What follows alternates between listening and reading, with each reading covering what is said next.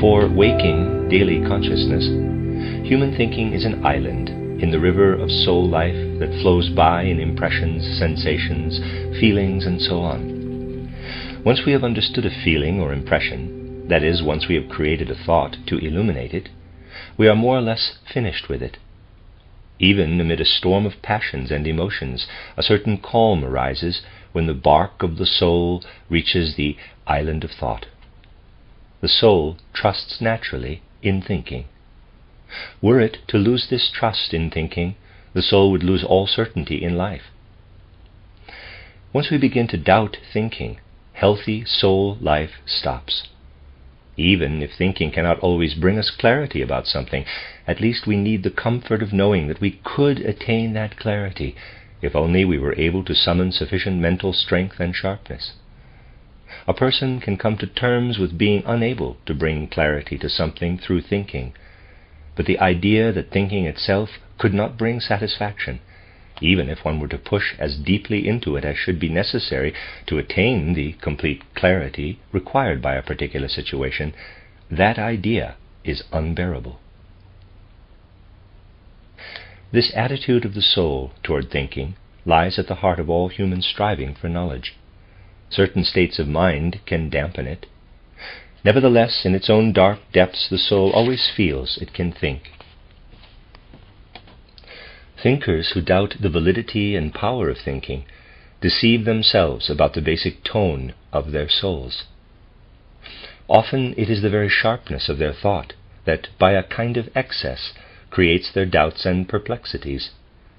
If they really did not trust thinking, they would not torture themselves so much with doubts and riddles, which are themselves only the results of thinking.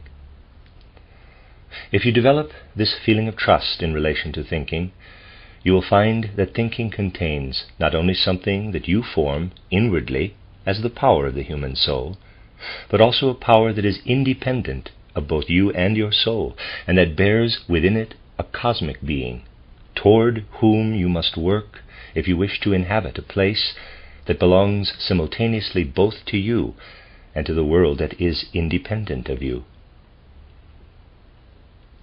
There is something deeply calming in being able to surrender oneself to the life of thought. In it the soul feels it can get away from itself. The soul needs this feeling just as much as it needs the opposite feeling, that of being able to be totally within itself. Between these two lies the oscillation necessary for a healthy soul life. Wakefulness and sleep are only the extreme manifestations of this oscillation. In wakefulness the soul is in itself. It lives its own life. In sleep the soul loses itself in universal cosmic experience and is in a sense free of itself. We can also see these two extremes of the pendulum-like movement of the soul in other states of inner experience.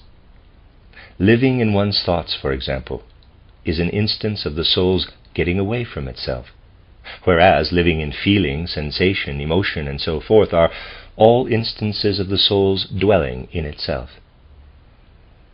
From this perspective, thinking gives the soul the consolation that it needs in the face of feeling abandoned by the world. You are certainly justified in wondering, quote, "What am I in the general stream of world events that runs from infinity to infinity?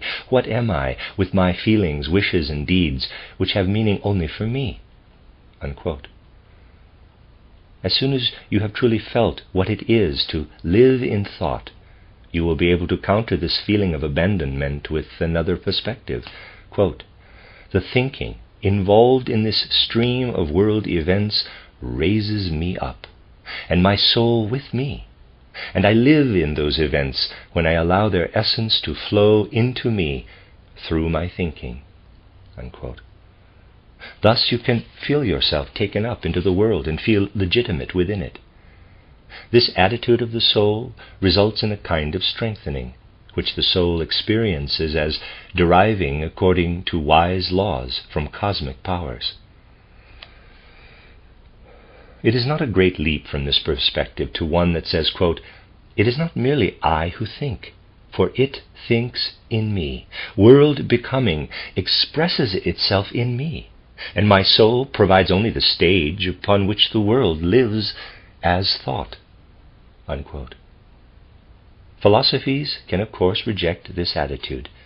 There are many grounds on which the idea that, quote, "the world thinks itself in the human soul," unquote, can be made to seem obviously false.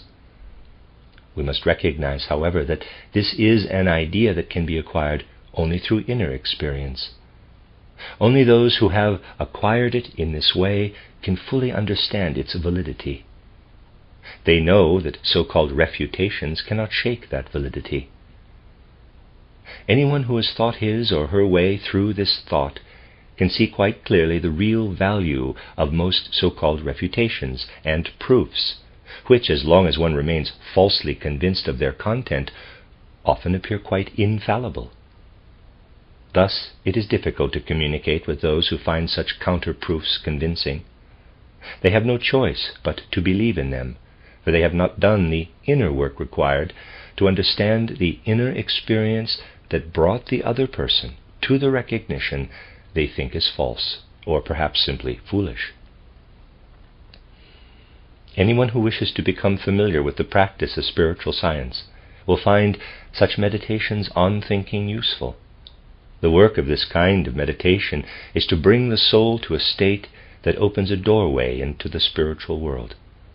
That doorway will remain closed, no matter how ingenious the thinking or how fully scientific the approach, unless the soul prepares to advance to meet the approaching spiritual experiences, or indeed even the account of them. A good preparation for understanding spiritual insights is to feel frequently what strength lies in the mood or attitude of soul when one meditates the thought, quote, "In thinking, I experience myself united with the stream of cosmic existence." Unquote.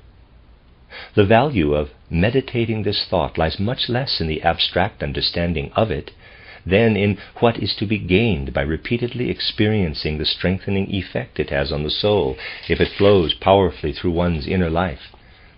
It expands in the soul like a deep spiritual breath of life.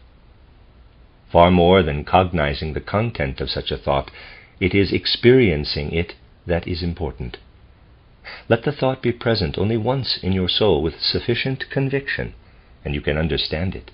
But if it is to bear fruit in the understanding of the beings and facts of the spiritual world, then, when you have understood it, you must repeatedly bring it to life again in your soul. Again and again you must fill your soul with the same thought. Only that thought must fill your soul, excluding all other thoughts, feelings, and memories.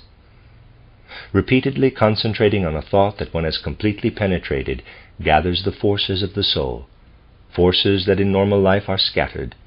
The soul strengthens itself in itself, and the powers that have been gathered together become organs of perception for the spiritual world and its truths.